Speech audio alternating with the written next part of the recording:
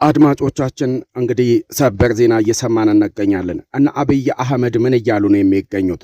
ፋኖን አጥፍተናል ደምስሰናል ሲሉ ከቆዩ በኋላ አድማጮች አሁን ደግሞ በ4 ኪሎ ቤተ መንግስት የፋኖን ኃይሎች በተመለከተ ጥብቅ ስብሰባ ያካሄዱት እና አብይ እነ ሽመልስ አብዲሳ ፋኖ ከአቅማችን በላይ ሆነ፣ ጽንፈኛው ቡድን ስልጣናችንን ሊቀማን ነው፣ ምን ይሻለናል ሲሉ ተደምጠዋል። ከዚህ ቀደም ጽንፈኞችን ደምስሰን 90% ክልሉን ነፃ አወጣን ያሉት የብልጽግና ሹማምንት አሁን ላይ ደግሞ የፋኖ ኃይሎች የትጥቅ ትግል እንቅልፍ እንደነሳቸው የፋኖ ኃይሎችን ለማጥፋት ወይም ትጥቅ ለማስፈታት የገቡበት ጦርነት ፍጹም ስህተት እንደሆነ እየገለጹ ነው የሚገኙት። ይህንንም ተከትሎ ይመስላል የፋኖን ኃይሎች ለመገምገም አገዛዙ ወደ አማራ ክልል ከተሞች የላካቸው ከፍተኛ የጦር መኮንኖችና የብልጽግና ሹማምንት ጥብቅ ግምገማዎችን፣ ጥብቅ ስብሰባዎችን አካሂደዋል። ጽንፈኛው ቡድን ስልጣን ሊቀማን ነው፣ ጽንፈኛው ቡድን ወደ ኦሮሚያ ክልል ከተሞች ዘልቆ እየገባ እያጠቃን ነው ሲሉ የተደመጡት ደግሞ አቶ ሽመልስ አብዲሳ ናቸው። በተለይም የፋኖ ኃይሎች የተገመገሙበት ጥብቅ ውሳኔ የተላለፈበት ሰበር ዜና ነው እጃችን ላይ የገባው። ምናስደምጣቸው ነው የሚሆነው። እሺ አድማጮች እንደምን አላችሁ? እንግዲህ አመሻሹን ወሳኝ ሊደመጡ የሚገባ ሰበር ዜናዎችን እየሰማን እንገኛለን። የብልጽግና ሹማምንት የሆኑትና አብይ አህመድ ከዚህ ቀደም ጽንፈኞችን አጠፋን ፋኖን ደመሰስን ሲሉ ቢቆዩም አሁን ደግሞ ምሽቱን በ4 ኪሎ ቤተ መንግስት የፋኖን ኃይሎች በተመለከተና በመላው የአማራ ክልል ከተሞች እየተካሄደ የሚገኘውን ውጊያ በተመለከተ አስቸኳይ ስብሰባ የተቀመጡት የብልጽግና ሹማምንትና የብልጽግና ባለስልጣናት እና አብይ አህመድና እነ ሽመልስ አብዲሳ ጽንፈኛው የፋኖ ቡድን ከአቅማችን በላይ ሆኗል ሲሉ ተደምጠዋል። ከዚህ ቀደም ደመሰስ ነው አጠፋ ነው ሲሉ ቢሰነብቱም አሁን ላይ ግን የፋኖ ኃይሎች ከአቅማችን በላይ ሆነዋል፣ ጽንፈኛው ቡድን ስልጣናችንን ሊቀማን ነው በሚል በ4 ኪሎ ቤተ መንግስት ባካሄዱት ስብሰባ ስለመገምገማቸውም ነው የተገለጸው። ጽንፈኞቹን አጥፉ ደምስሱ በሚል ከጠቅላይ ሚኒስትር አብይ አህመድ ትዕዛዝ ተቀብለው በመላው የአማራ ክልል ከተሞች መጠነ ሰፊ ውጊያን ሲያካሂዱ የቆዩት የብልጽግናው አገዛዝ ከፍተኛ አዋጊዎችና የጦር መኮንኖች እንዲሁ ጄኔራሎችም ፋኖን ፈጽሞ በትጥቅ ትግል ማሸነፍ አንችልም በሚል ለጠቅላዩ ስለማሳወቃቸው ነው የተሰማው። ታዲያ ለዚህም እንደ ምክንያት እያስቀመጡ የሚገኙት የፋኖን ኃይሎች የገመገምንበት መንገድ ፍጹም የተሳሳተ ነው ያሉት የአገዛዙ አዋጊዎችና የጦር መኮንኖች ጽንፈኛው ቡድን 3 ክላሽ ይዞ እየተዋጋን ነው ብለን ብንልም እውነታው ግን ያ አይደለም። የፋኖ ኃይሎች አሁን ላይ ከመከላከያ ሰራዊቱ ያልተናነሰ ትልልቅ የጦር መሳሪያዎችን ታጥቀዋል በማለት መገምገማቸው ሲሰማ፣ ህዝቡ ደግሞ ከመከላከያ ሰራዊቱ ጎን እንዲሰለፍ በተደጋጋሚ ጠይቀናል፣ ስብሰባዎችን አካሂደን ጽንፈኛው ቡድን ገዳይ ነው በሚል ፋኖን ከመካከላቸው ገፍተው እንዲያስወጡ በተደጋጋሚ ጠይቀናል ያሉት የአገዛዙ ከፍተኛ አዋጊዎችና የጦር መኮንኖች ህዝቡ ግን እየደገፈ የሚገኘው ጽንፈኛውን ቡድን ነው። ይሄ በሆነበት ሁኔታ ፋኖን አጥፍተን ክልሉን ወደ ቀደመ ሰላሙ ፈጽሞ መመለስ ስለማንችል መከላከያ ሰራዊቱን በአፋጣኝ ከክልሉ እናስወጣ በሚል ለጠቅላዩ ጥያቄ እንዳነሱም ነው የሰማነው።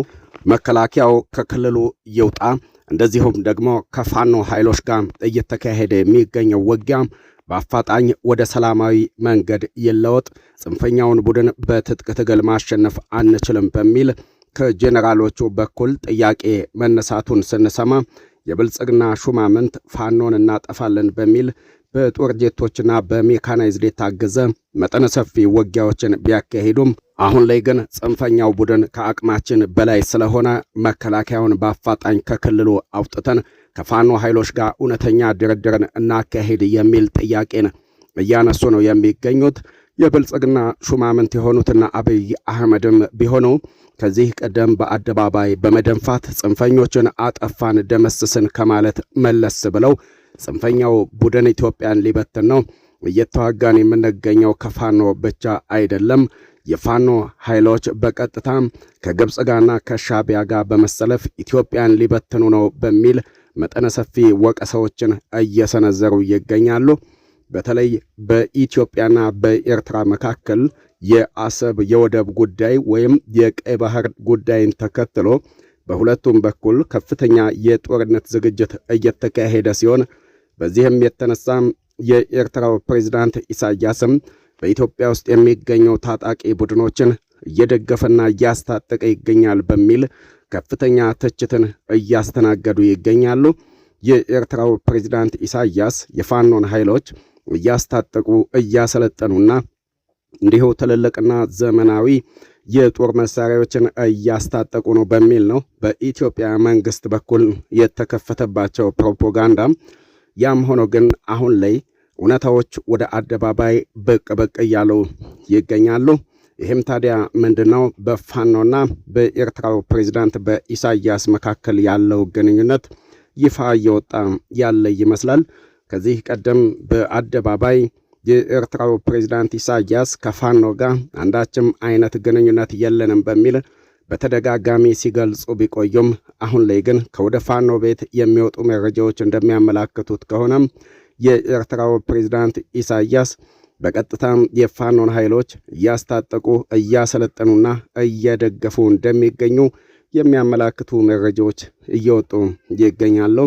በተለይ ደግሞ በሸዋ፣ በወሎ፣ በጎጃምና በጎንደር የሚገኙ የፋኖ አደረጃጀቶችም ወደ አንድነት ለማምጣት ባካሄዱት ስብሰባ ከ37 ቀናት በላይ በኤርትራ ውስጥም የአንድነቱን ስብሰባ እንዳካሄዱና ከሸዋ፣ ከወሎ፣ ጎጃምና ጎንደር የተወጣጡ የፋኖ አደረጃጀቶችም አንድነታቸው የተጠናቀቀውና በአንድነት የቆሙትም በኤርትራ ውስጥ ባካሄዱት ስብሰባ ስለመሆኑ ተጋልጧል።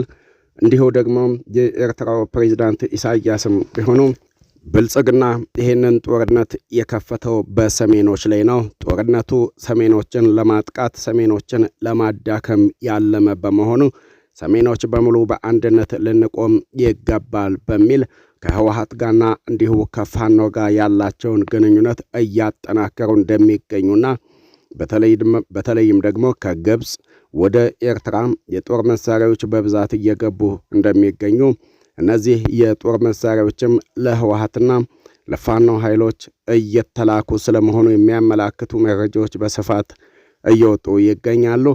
ታዲያ የብልጽግና ሰዎች ደግሞ ሰሜኖች በአንድነት ቆሙብን በሚል እያለቃቀሱም ነው የሚገኙት። በተለይ ደግሞ አብይ አህመድ የፋኖ ኃይሎች ፈጽሞ ከግብፅ ጋርና ከሻቢያ ጋር በአንድነት መቆም የለባቸውም። ምክንያቱም ደግሞ ግብፅና ሻቢያ የፋኖን ኃይሎች እየደገፉ የሚገኙበት ምክንያት የፋኖን ኃይሎች የትግል ዓላማ ደግፈው ሳይሆን የግብፅም ይሁን የሻቢያ ዕቅድም ይሁን ዓላማ ኢትዮጵያን መበተን፣ ኢትዮጵያውያን በየሀገሩ እንዲበተኑ እንዲሁም ኢትዮጵያም ልክ እንደ የመንና ሶሪያ እንድትሆን ስለሚፈልጉ ፋኖንም ህወሓትንም ሸኔንም እያስታጠቁ ነው። የፋኖ ኃይሎችም ዓላማቸውን ሊለዩና ኢትዮጵያን ከባንዳ ጋር በመሰለፍም መውጋታቸውን ሊያቆሙ ይገባል በሚል ትልልቅ አባቶችን ከሻቢያ ጋር ያላቸውን ግንኙነት አቁሙ በሚል እንደ አማላጅ እየላኩ እንደሚገኙ የሚያመላክቱ መረጃዎች በስፋት እየወጡ ነው የሚገኙት። ያም ሆኖ ግን በፋኖ ኃይሎች በኩል የብልጽግናውን አገዛዝ ከስልጣን ማስወገድ ብቸኛ አማራጭ ነው። ምክንያቱም የብልጽግናው አገዛዝ ህዝባችን ላይ መጠነ ሰፊ ጉዳቶችን ፈጽሟል፣ ጄኖሳይድ ፈጽሟል፣ ክልሉን አውድሟል፣ ወንድማማቾች እንዳይተማመኑ ዘረኝነትን አስፋፍቷል በሚል አገዛዙን ከስልጣን ካላስወገድን ፈጽሞ ወደ ኋላ እንመለስም በሚል መጠነ ሰፊ የትጥቅ ትግልን እያካሄዱ ይገኛሉ። ታዲያ በተለይ አብይ አህመድ ክፉኛ አጣብቅኝ ውስጥ የከተታቸው ጉዳይ ፋኖ ከመከላከያ ሰራዊቱ ጎን ተሰልፎ የአሰብ ወደብን ለኢትዮጵያ እናስመለሳለን በሚል በተደጋጋሚ ሽማግሌዎችን የፋኖ ኃይሎች ወደሚገኙበት ይዞታ ቢልኩም የፋኖ ኃይሎች የብልጽግናውን አገዛዝ ሽማግሌዎች ሊቀበሉ አልቻሉም። ይህንንም ተከትሎ ነው እንግዲህ የ4 ኪሎ ቤተ መንግሥት ሹማምንትም ጽንፈኛው ቡድን ባንዳ ሆኗል፣ ከጥንት ጠላቶች ጋር ተሰልፏል፣ ኢትዮጵያንም ሊበትን ነው በሚል እየወነጀሉ ነው የሚገኙት። እንግዲህ አድማጮች ሁላችሁም የምታውቁት ነው። በተለይ ከዚህ ቀደም አብይ ከፋኖ ጋር ያላቸውን ጉዳይ ከህወሓት ጋር ያላቸውን ጉዳይ በተደጋጋሚ ሲገልጹ እንደነበር ሁላችሁም ሁላችንም የምንዘነጋው አይደለም። ፋኖም ይሁን የትኛውም ኃይል ቢመጣ እናጠፋለን፣ እንደመስሳለን፣ አጥፍተናል፣ ደምስሰናል፣ ጽንፈኛው ቡድን አያሳስበንም ሲሉ የቆዩ ሰዎች ናቸው። ያም ሆኖ ግን አሁን ላይ ግን ጽንፈኛውን አጠፋን፣ ደመሰስን፣ ጽንፈኛው ከአቅማችን በላይ አይደለም ሲሉ ከቆዩ በኋላ አሁን ደግሞ የፋኖ ኃይሎች እንቅስቃሴ እያሰጋቸው ሲመጣ ፋኖ የሚዋጋው 3 ክላሽ ነው ሲሉ ከቆዩ በኋላ አሁን ላይ ግን የፋኖ ኃይሎች እየተዋጉ የሚገኙት 3 ክላሽ ይዘው አለመሆናቸው ሲገባቸው የፋኖ ኃይሎችን ትግልም በ3 ቀን እናጠፋለን እንደመሰሳለን ሲሉ ቢቆዩም ፋኖን መደምሰስ ማጥፋት ሲሳናቸው አገዛዙ ታንኩንም እንደዚሁ ባንኩንም የጦር ጀቶቹንም ሁሉንም የጦር መሳሪያ ይዞ ፋኖን ማጥፋት ሲሳኑ አሁን ወደ ስም ማጥፋት በአጠቃላይ ኢትዮጵያውያንን በሙሉ ከጎኑ ለማሰለፍ ሲል ሁላችሁም መወቁ ጽንፈኛው ቡድን ከግብጽ ጋር ተሰልፏል፣ ከሻቢያ ጋር ተሰልፏል ወደሚል ስም ማጥፋት ነው የገባው። ያም ሆኖ ግን በፋኖ ኃይሎች በኩል ግን በተደጋጋሚ የሚሰጠው ምላሽ የፌደራል መንግስቱ የፈለገውን ቢል ያለውን ቢል ማንኛውንም አይነት እንቅስቃሴ ቢያካሄድ ወይም ፋኖ ከጽንፈኛ ጋር ተሰለፈ ብሎ ቢልም እውነታው ያ አይደለም። እውነታው ሐቃችን እኛ ጋር ነው ያለው።